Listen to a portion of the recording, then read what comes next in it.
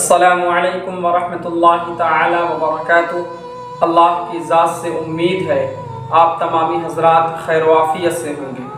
हज़रात मोहतरम, आज का ये बयान बहुत ही ज़्यादा अहम है, तो आपसे गुजारिश है कि आखिर तक पूरा मुकम्मल बयान समाअत करें।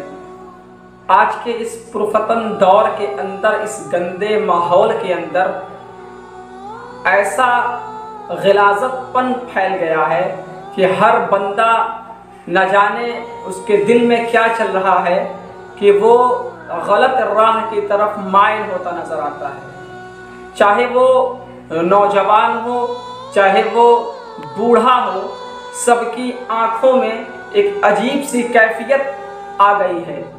लोग इस दौर के अंदर इस कदर गुनाहों में डूब चुके हैं कि ज़िना को ज़िना नहीं समझते। अल्लाह के रसूल सल्लल्लाहु अलैहि वसल्लम की हदीस पाक अगर आपको मैं सुना दूं तो रूह कांप जाए। उसे मैं पेश करूंगा, लेकिन आज की इस दौर के अंदर अभी आपके मुआशरे में, अभी आपने सुना न्यूज़ पर, सोशल मीडिया पर ये बात बहुत तेज़ी के साथ वायरल हुई कि अभी अनकरीब एक बच्ची का ज़िना किया गया। तो लोग जो ज़िना करने वाले हैं, कोई भी हो, इसमें धर्म और ज़ात नहीं देखी जाती। मुस्लिम हो, हिंदू हो, सिख हो, ईसाई हो, चाहे कोई हो, ज़िना करने वाला ज़ानी है, रेप करने वाला रेपिस्ट ही है, ना कि वो पंडित और मौलवी बन सकता है। तो ये ज़ानी जो है, अल्लाह के रसूल ने इन ज़ानियों के लिए क्या फरमाया? अल्लाह के रसूल फरमाते हैं, मन ज़ना ज़ुनिया बिही वलौ बिही तानेदारिही। मन ज़ना ज़ुनिया बिही वलौ बिही तानेदारिही। सल्लल्लाहु अलैहि वसल्लम ने इरशाद फरमाए, ये जो ज़िना है, ये ज़िना अगर तुम किसी और के साथ करते हो तो ये गुनाह तुम्हारे घर भी वापस आएगा। लोग सोचते ये है ना, तस्वुर ये है कि हमने ज़िना कर दिया तो दुनिया से बच गए, यहाँ की अदालत से तो बच जाओगे, लेकिन वहाँ की अदालत से कौन बचाएगा? तुमने जो ज़िना किया, एक बच्ची की ज़िंदगी को बर्बाद कर दिया, उसे नेस्तो नाबूद कर दिया, तो ये घर जो तुम्हारा महफूज नहीं रहने वाला है, ये गुनाह तुम्हारे घर वापस लौट कर आएगा। अगर तुमने किसी बहन को गंदी निगाह से देखा, तो तुम्हारे घर में भी अल्लाह ने बेटियों को पैदा किया है, तुम्हारे घर में भी अल्लाह ने इन नेमतों को दिया है। तो तुम्हारी जब बेटियां, तुम्हारी बहनें रोड पे निकलेंगी तो क्या वो महफूज रहेंगी? तुमने तो महफूज रखने का कारोबार किया ही नहीं, तुमने तो अपनी आँखों को अच्छी तरीके से सेका है दूसरे के ऊपर। तो तुम्हारे घर में जो लोग हैं वो महफूज मामून कैसे रह सकते हैं?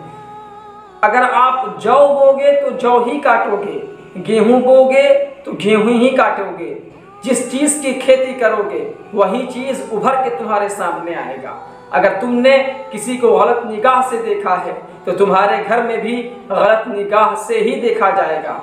लेकिन इस दौर के अंदर अगर तुमने अपनी शर्मगाहों की हिफाजत की है, अपनी आँखों की हिफाजत की है, तो अल्लाह वहदहू ला शरीक है। अगर तुमने अपने आप को ज़िना करने से रोका है, अगर तुमने अपने आप को गुनाहों में माइल होने से रोका है, तो रब्बे कदीर बहुत बड़ा रहमान और रहीम है, वो हर गुनाह माफ़ करने वाला है और तुम्हारे घर को महफूज व मामून रखने वाला भी है। तो आज का ये टॉपिक सिर्फ इसलिए था कि ये जो ज़िना का रिवाज आम हो गया है, इसकी भी पेशनगोई हमारे आका सल्लल्लाहु अलैहि वसल्लम ने कर दी थी और वो करीब आ गया वक्त। अल्लाह के रसूल ने फरमाया था, जब क़यामत करीब होगी तो ज़िना आम हो जाएगा, और वो आज हो गया है। हर महीने कहीं ना कहीं से कोई केस आता रहता है कि फ़लाँ जगह पर फ़लाँ वक्त में एक बच्ची के साथ उसकी इस्मत दरी की गई, उसकी इज्जत को मुस्मार कर दिया गया, उसकी इज्जत को बर्बाद कर दिया गया। तो ये क्या हो रहा है? असलियत तो ये है कि क़यामत करीब आ गई है। हज़रत अल्लामा सैयद अमीनुल क़ादिरी साहब क़िबला ने एक बयान कहा ना कि अनकरीब ऐसा महसूस होता है इन तमाम निशानियों को देखकर कि 750 या 700 साल के बाद क़यामत बर्पा हो जाए। एक आंकड़ा लगाया है, दावा नहीं किया, एक आंकड़ा लगाकर बताया। तो जिस तरीके से ये गुनाह हो रहा है, ज़िना हो गया, चोरियां होने लगी, नाच गाने का रिवाज हो गया, घर घर में टीवियां हो गई, अब तो मोबाइल आ गई ऐसा कि हर बंदे के हाथ में मोबाइल है और इसी मोबाइल से न जाने वो क्या क्या खराबियां करता है। हालांकि इसी मोबाइल से आप दीन की बातें भी कर सकते हैं, दीन फैला भी सकते हैं, लेकिन जहनियत पे डिपेंड करता है। जैसी जहनियत इंसान की होती है वैसा ही वो काम करता है। तो आपसे गुजारिश ये है, जो हमारे मुस्लिम मुआशरे के नौजवान हैं, तो आप अपने आप को इस बुराइयों से रोकें। बस ये तसव्वुर करें कि हमारे घर में भी बहन और बेटी अल्लाह ने दी है। अगर हमने किसी दूसरे की इज्जत का ख्याल किया और किसी दूसरे को इज्जत की निगाह से देखा, तो अल्लाह रब्बुल इज्जत बहुत मेहरबान है। हमारे घर में जो हमारी बहनें हैं, हमारी माएँ हैं, उनको भी इज्जत की निगाह से देखा जाएगा। जिस दिन हमने ये तसव्वुर कर लिया ना, जिस दिन हमने ये ख्याल पैदा कर लिया, तो मैं दावा कर सकता हूँ कि हम जिस तरीके से पहले कामयाबो कामरान थे, वैसे ही आज के इस दौर में कामयाबो कामरान नजर होते हुए आएंगे। तो बस ज़रूरत इस बात की है कि हम अपने जहनियत को बदलें, शरीयत मुतहरा के दामन को पकड़ लें, तो हमें कोई भी हुकूमत ज़ेरे ज़मीन नहीं कर सकती है। आज के इस दौर में अगर आप कामयाबो कामरान होना चाहते हैं, तो अपने आप को इस्लाम के सांचे में ढालने की कोशिश करें। बहरहाल बातें बहुत सारी हैं, वक्त की किल्लत दामनगीर होती है, बहुत तवील वीडियो बन जाने से भी लोग इसे देखना पसंद नहीं करते हैं, चूँकि एक मामला ऐसा चल गया कि दीन से लोग दूर हो चुके हैं।